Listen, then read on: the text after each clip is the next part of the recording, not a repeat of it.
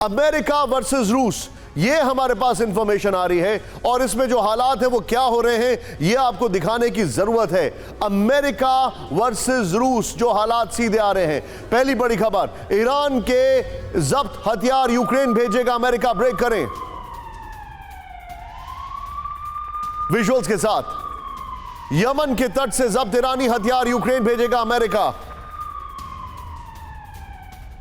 Iran के 5000 छोटे हथियार यूक्रेन भेजेगा अमेरिका। ईरान की 15 लाख बुलेट्स के राउंड यूक्रेन भेजेगा अमेरिका। ईरान की एंटी टैंक मिसाइल यूक्रेन भेजेगा अमेरिका। यह बड़ी खबर है। इस सब के बीच में एक और बड़ी खबर, सीधा आइए राहुल। यूक्रेन को आर्टिलरी शेल्स भेजने की तैयारी में यूएस, विद द विजुअल्स। दो 50-50 में रखिएगा प्लीज। दो कंपनियों के साथ यूएस का आर्टिलरी शेल्स के लिए कॉन्ट्रैक्ट। दो यूएस कंपनियां यूक्रेन को देंगी 155 mm के आर्टिलरी शेल्स। फ्रीडम ऐप से सीखकर आपने पौधशाला की शुरुआत की है क्या? अगर ऐसा है तो आप अपने पौधों को 1 करोड़ फ्रीडम ऐप के जो ग्राहक हैं उन्हें बिना किसी खर्चे के आप उसे बेच सकते हैं। यूएस ने दो कंपनियों के साथ किया $520 मिलियन का कॉन्ट्रैक्ट। इस सब के बीच में एक और खबर सीधे दिखा रहा हूं। यूक्रेन को जल्द मिलने वाले हैं ब्रेडली टैंक्स, विजुअल्स के साथ। जर्मनी के ब्रेमर हेवन से रवाना हुए अमेरिकी टैंक्स। ब्रेडली फाइटिंग टैंक एक बख्तरबंद लड़ाकू वाहन है। एक साथ 10 सैनिकों को ले जा सकता है ब्रेडली टैंक। यूएस ने हाल ही में किया था यूक्रेन को ब्रेडली टैंक देने का ऐलान। राहुल, ये तीनों ब्रेकिंग, तीनों शॉट्स एक साथ दिखाइए और मैं सीधे चलूंगा जनरल सुधाकर सर के पास। सर, आपको इंतजार कराने के लिए पहले तो मैं माफी चाहूंगा, लेकिन आप मुझे एक बात बताइए, अमेरिका वर्सेस रशिया होगा ये हम नहीं कह रहे हैं। अमेरिका वर्सेस रशिया हो रहा है, ये दिख रहा है। सीधे आइए, सुधाकर जी को भी दिखाइए। और इसके 3 बड़े एविडेंसेस मैंने दिखाए। उनके पास हथियार नहीं है सर, और हथियार नहीं होने के बावजूद वो ईरान के स्मगल्ड वेपन्स यूक्रेन भेज रहे हैं। आर्टिलरी शेल्स प्रोवाइड करने के लिए कॉन्ट्रैक्ट कर रहे हैं। ब्रेडली टैंक्स ऑलरेडी वहां पर पहुंच चुके हैं। रशिया का अमेरिका के खिलाफ क्या रिएक्शन आप एनालाइज कर रहे हैं? निशांत, बहुत brilliant question, I must compliment you, very good question.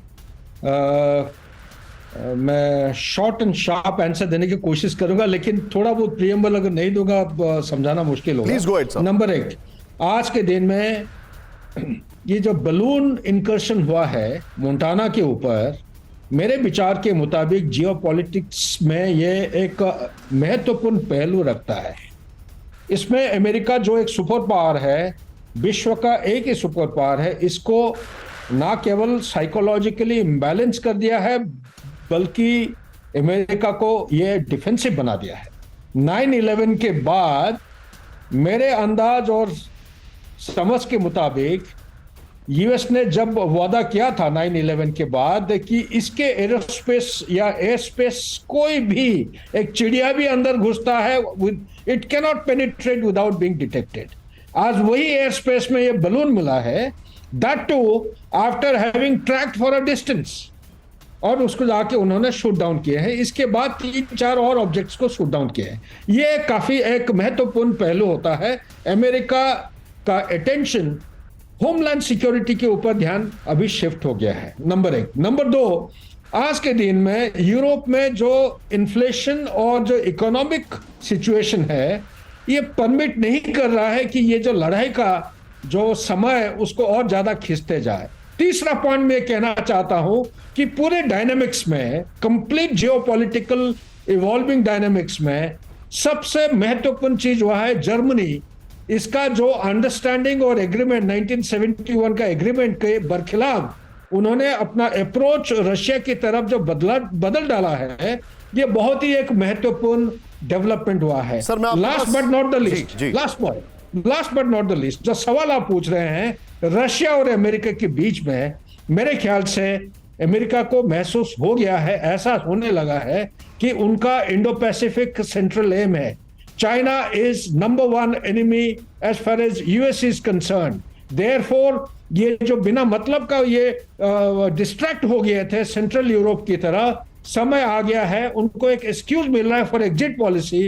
It's about time कि अमेरिका अपना फोकस को शिफ्ट करे इंडो पैसिफिक। एग्जॉशन और आप ठीक बोल रहे हैं, एग्जॉशन दिखाई दे रहा है। लेकिन एक बड़ी खबर मैं आपको दिखा रहा हूं। फ्रीडम ऐप से सीखकर आपने पौधशाला की शुरुआत की है क्या? अगर ऐसा है तो आप अपने पौधों को 1 करोड़ फ्रीडम ऐप के जो ग्राहक हैं उन्हें बिना किसी खर्चे के आप उसे बेच सकते हैं।